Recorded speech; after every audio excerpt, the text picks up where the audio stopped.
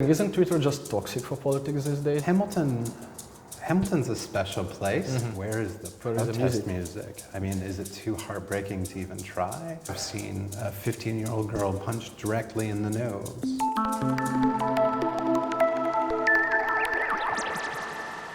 Hello and welcome back on XYZ.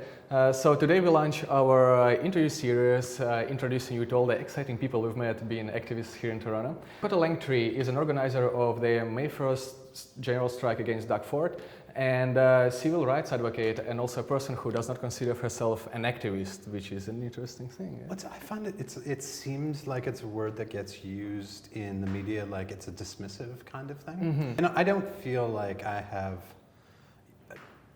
activism in me. I just have like a growing rage, you know? Growing rage. Or that's just like a disconcertment about so many things. Yeah. So it seems like I'm activisting. I'm going through activism because of the way the world is. Well, yeah. I guess the rage is fuel for activism in a way. Yeah, exactly. I feel like I'm constantly going through a process of learning. So as I learn and figure out, you know, in my mind how things should be, I find myself more and more disappointed with the current state of things or the way things seem to be drifting. You know, it's hard not to be mad about fascism. Oh yeah, which sunrise in Canada these days. Welcome. Exactly. And I don't consider like, you know, being anti-fascist to be an activist thing. I think it's something that we all should be, except for the fascists, which would be hard to convince. How would you deal with this issue of fascism? Convert them to anti-fascists. So easy, isn't it? Conversation, right? So here's the thing is, a lot of times conversation means giving them a platform. So for me, the idea of interviewing somebody that's a fascist would be really counterproductive to what it is that I want to accomplish. For me, as a trans person, one of the things that would be up for debate almost immediately and is regularly part of the conversation of my life would be just my ability to exist as a human. So debating my human rights with someone seems really like just a thing that I don't want to step into. I think talking to people that you know that have gone down a wrong path is a really powerful thing. So we all know someone that's like messed up and has taken this turn. And in the past, I've cut off those people. I'm like, I'm done with you and your misogyny. Just out, go be an MRA somewhere else. I think I'm going to stop doing that. And I think I'm going to talk to those people more, even though it's exhausting, because I want those people back on the side of the good, you know, and I worry about how many people are what I would describe as lost these days. So there's people that are just hate-filled monsters out there. And then there's people that are lost, and they add to the numbers of the hate-filled monsters and make it look worse than it is, perhaps. But sometimes they just tolerate, right? Which is also being lost because it's such an issue. You got to have an opinion on this. That's true. Yeah. All right. Well, that was a I totally didn't hell of a answer your start. question. No, that's perfectly fine. That's what I want. Live conversation. It's like you can't fake that. Well, I suggest let's get our audience familiar with your background. So, where were you born? Where you grew up? And how was it? I'm originally from Manitoulin Island, which is in northern Ontario. So, Little Current is a small town of about 1,000 people on Manitoulin Island, and then spent a lot of time in Shagawenda, which is a small town of like, I don't know, 100 people. And my mom's from a town that has like 80 people in it. Interesting. So it was a small community that was in one sense super white, and then half of the population is Native Ojibwe, so there's a lot of reservations up there. So coming to Toronto when I was 18 for school was a fascinating experience for me. It's just learning about the culture of Toronto and the meshing of cultures that happens here it's a really, really powerful and wonderful, magical thing. And you know, I remember after I moved away from Toronto, I moved up to Kitchener, and I was like, everybody's white here and it's really weird. And when I'm on the bus, all I hear is English and I kind of miss it. I miss like the song of a bunch of languages being spoken all at once. So coming to Toronto was a profound experience for me. It was like just different types of food. I come from a very meat and potatoes background, right? And farm people and that kind of stuff. And so learning became my thing. And, so since then you were in Toronto? I was in Toronto for about 10 years. I managed nightclubs when I was here. Oh, I see. Yeah, which was fun, you know. It sounds like fun. It's fun, and then you hit your like late 20s, and you're like, oh, I don't even hang out with my friends anymore. Yeah, you probably don't get much sleep either. My girlfriend sees me 2 hours a week, and so working 80-hour weeks, or just had to finish it. So I just like slipped out of Toronto and stopped doing everything. Took a year off, which was kind of wild. Nice. Interesting. So how do you think Canada changed since when you were a kid growing up there? So that's a really complicated thing to answer because I don't know that I understood Canada. I understood the place where I was. And it was a place where I saw racism straight up. A lot of people saying racial and racist things about Indigenous people around me and not understanding that, and having a family that's pretty against that in a general kind of sense, and you know, has friends with cross-community friends and stuff like that, and that seemed like the norm to me. So I grew up seeing that kind of thing, but I don't think I understood the way the rest of Canada was. Like Northern Ontario was like living in a different country sometimes. And yeah, so I found it fascinating to begin to learn about that. And I guess a lot of what I learned about Canada and about the world in a general kind of sense was probably through music as a young person. And you know, I felt like I was one of the hardcore badass punk rockers, you know, and then the whole grunge thing happened. Like, that's how old I am, right? Okay, all right. But the whole grunge thing happened, and everybody suddenly thought they were badass punk rockers. But like, I walked here listening to Bad Religion, that kind of thing, and that's kind of the root of my politics. And in the 90s, when I was a kid, there was a lot going on in the world and a lot happening musically that spoke to that. And it's kind of interesting. I feel like either I'm really poorly connected to music right now, or there's not a lot of Rage Against the Machines out there, or you know, Public Enemy, or people that are making deep, intense commentary. If you know of the music that I should be listening to, tell me, because I feel like that's, you know, we live in an era of Donald Trump and Andrew Scheer and Doug Ford, and where is the protest music? I mean, is it too heartbreaking to even try? If people are watching this, shoot me a message and tell me about fantastic protest music. Please leave great protest music from these days in the comment section. Exactly. Let's do that. Awesome. But to circle back to your question, yes. My understanding of Canada when I was young was probably really incomplete, but I think that I started to have an understanding of like what injustice is and how it looks, and that is an active thing within our society. So it's really easy. Like, I grew up looking like a straight white dude, you know?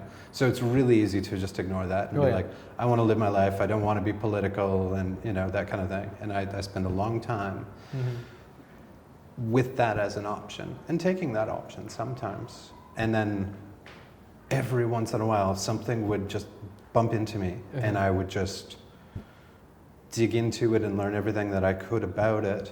And then that became making documentary films for me. So from a young age, I wanted to know everything that I could about a singular subject, deep dive into it, and then, you know, next month it's something else. Do you remember the first political issue that got you like that excited about digging something? Well, so right around the time of the LA riots was when I first started really paying attention to politics. So I was listening to a lot of hip hop out of LA. I was listening to, you know, bands like Jane's Addiction and Porno for Pyros that are out of LA, and part of my connection to what was happening there was through the music of there at that time. And it was really powerful stuff. And you could watch the news every day after the OJ trial, and things were not okay. And so for people to start throwing things through windows and burning buildings down and taking to the streets, that's not something that is an expression of, I just want to have fun tearing things down. That is an expression of severe angst and severe pain. And thankfully that's not an angst or pain that is too present in Canada, though it is in some places. But at that time, there was just like a peak, and it made me more aware of that kind of stuff. And now we have, like, you know, so many peaks that it feels like we're in an ocean. What are the things you think became better since then? Better is an interesting term.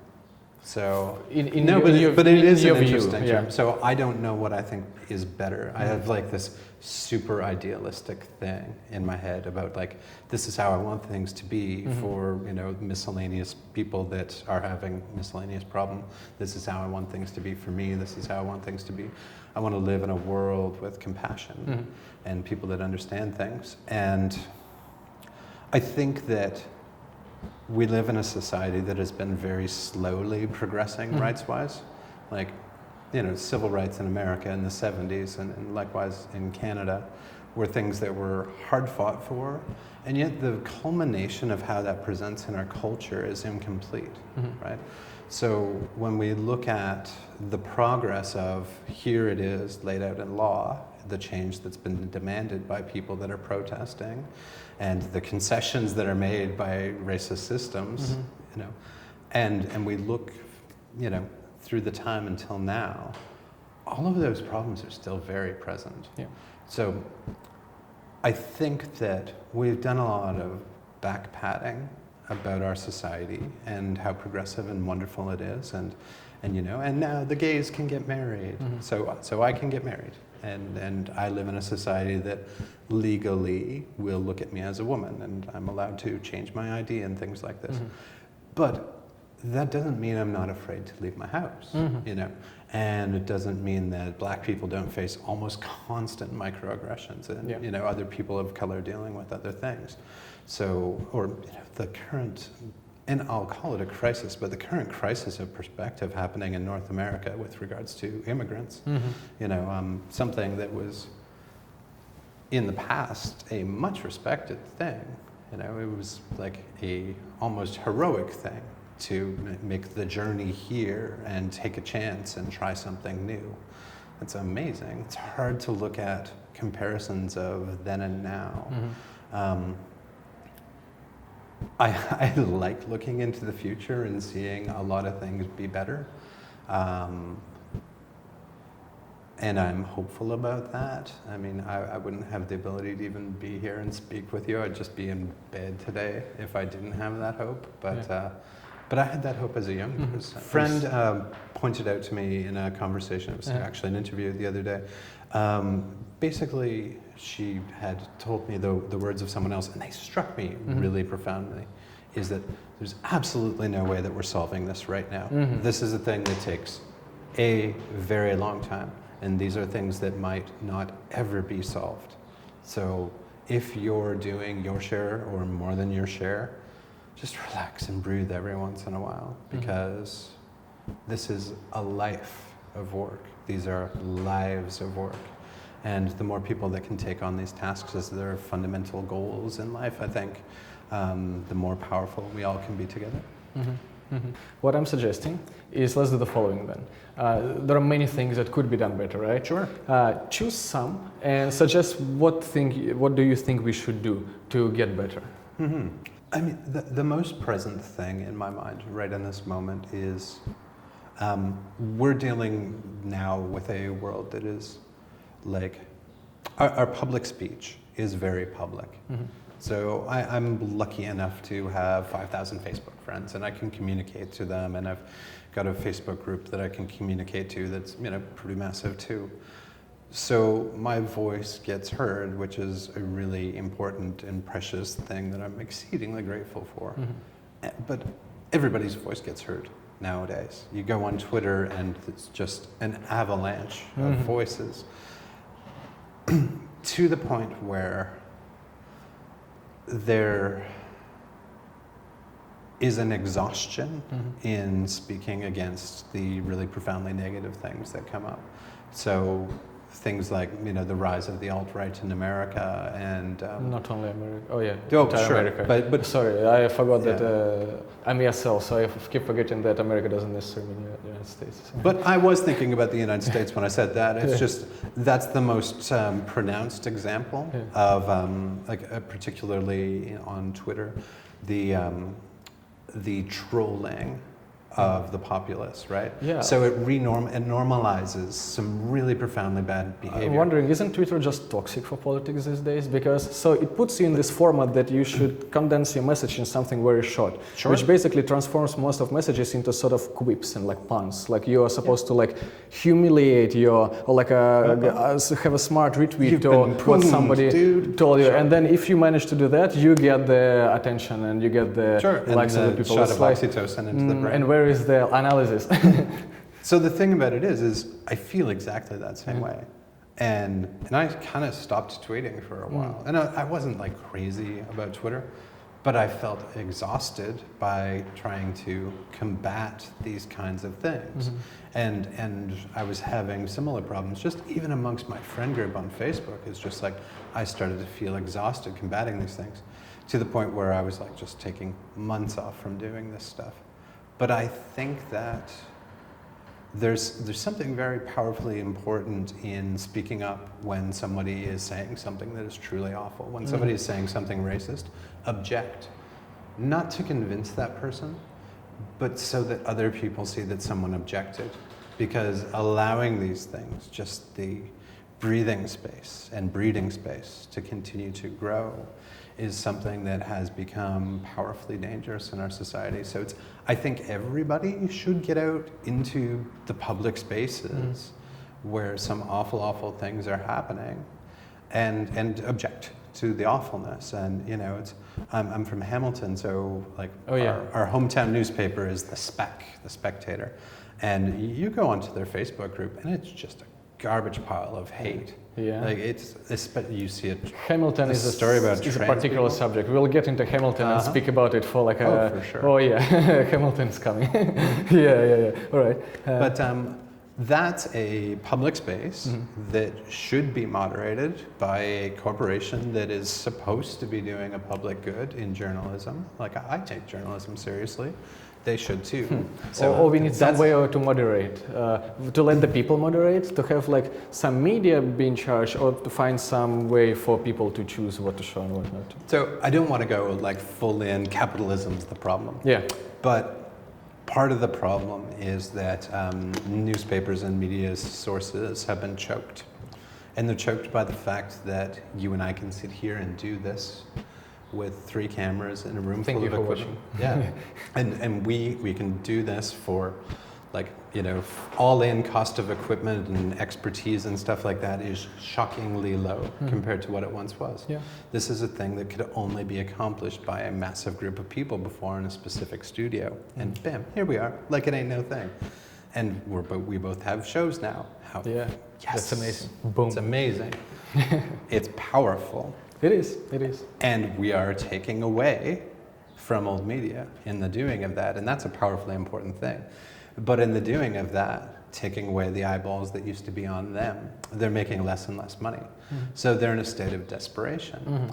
And I think ethics go out the window when you're desperate. Like, you know, it's when you're desperate for cash or desperate to eat or something, you get into a place where you will make poor decisions. And I think a lot of media outlets are making poor decisions because of that desperation. And I would rather see them all gone and more people doing this kind of thing, which I think is more powerful.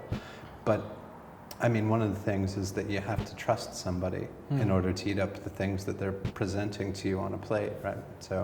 So hopefully the good people watching this are people that trust Aleksei and thinks that he's doing a good thing and, you know, that kind of stuff.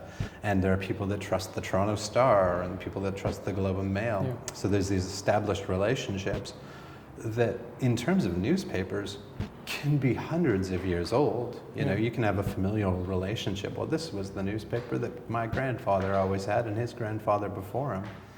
That's how far back it goes. Yeah. Well, young people, it feels to me, are more like prone to going in online and searching for their sources there. So hopefully with time we just slowly transition into... Well, I think everybody should be, you know, paying attention to Teen Vogue more than they do any newspaper, you know.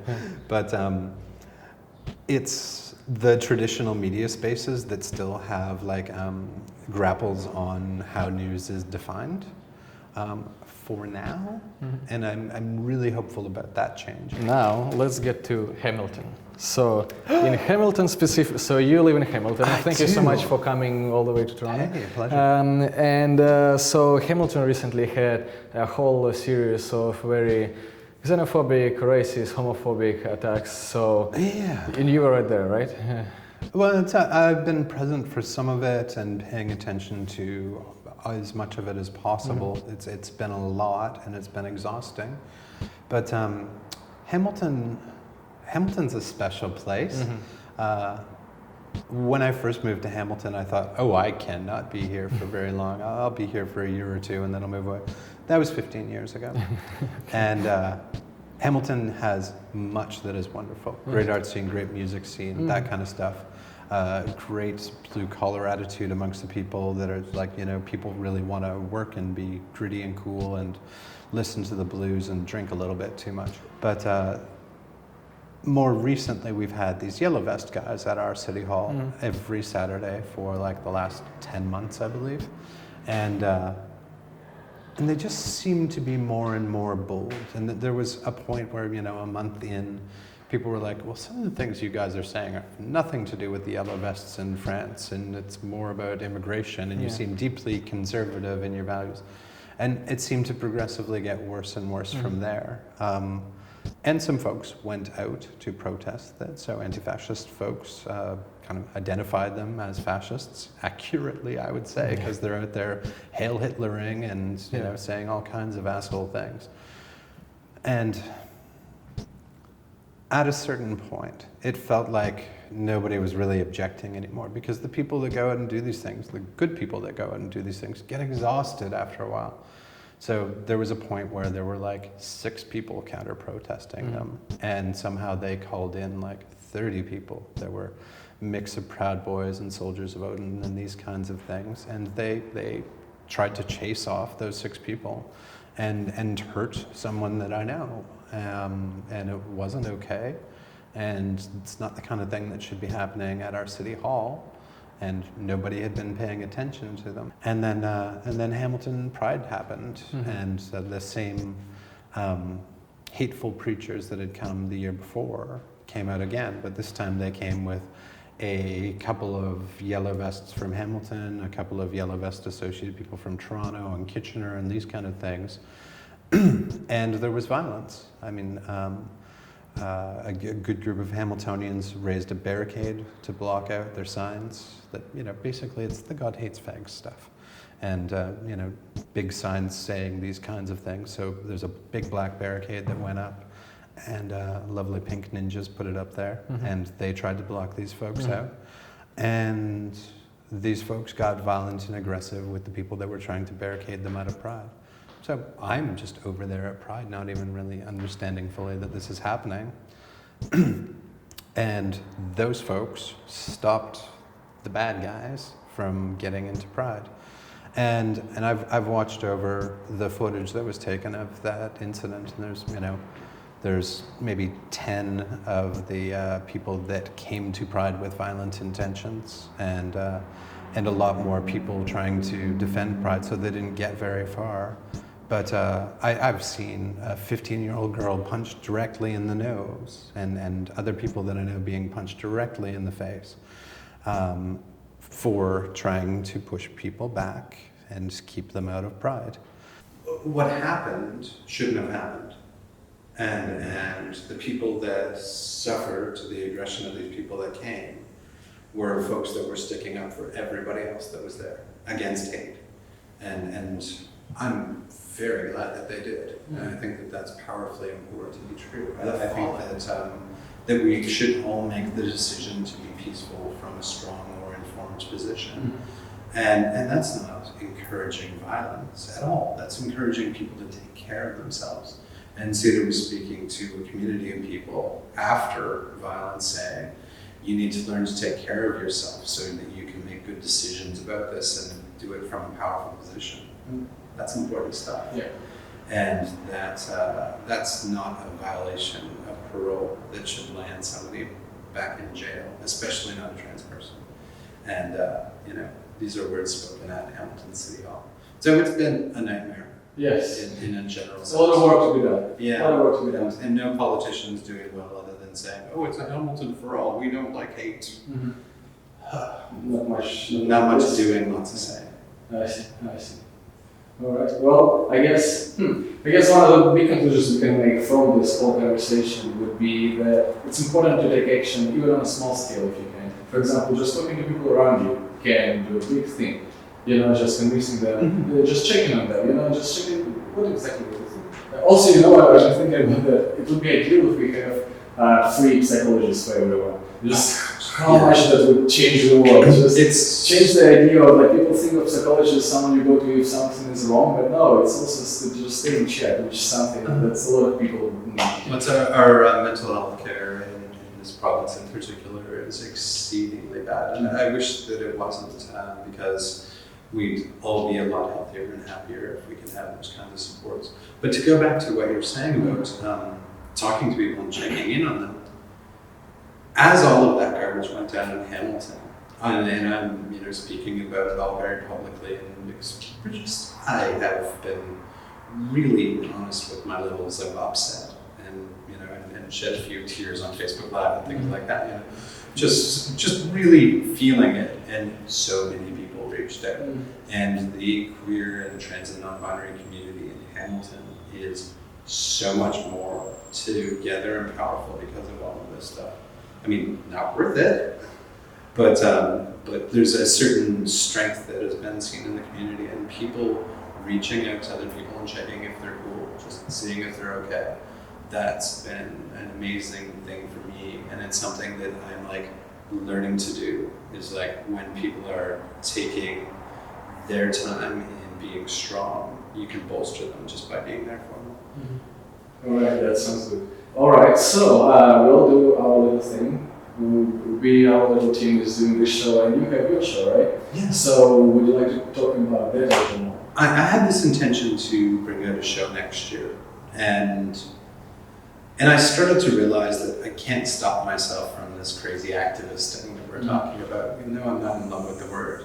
I consider myself a journalist. It's just encouraging, yes. Yeah. Well, I look at myself as a journalist first, and in the past, when there's been something that I want to really dig into, I've made a documentary.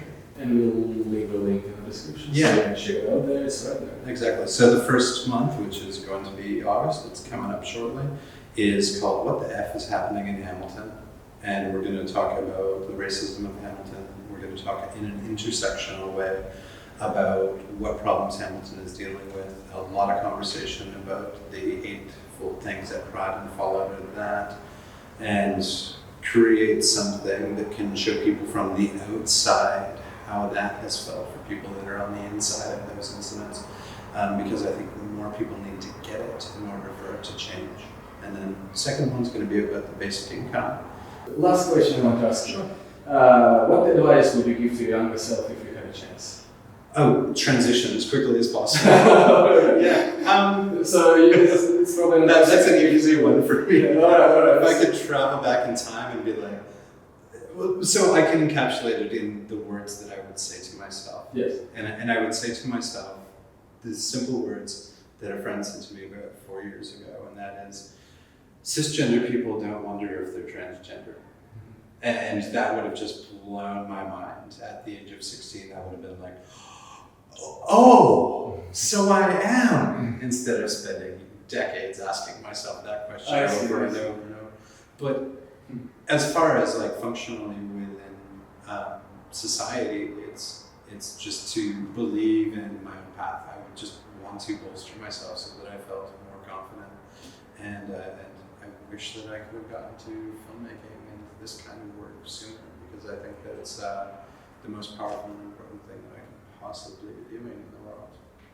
This is amazing. Well, thank you so much. That was Dakota Lanktree. And thank you for joining us. Thank you for watching, fellas. If somebody watched till the end, we love you. And yeah, see you next time. We are done.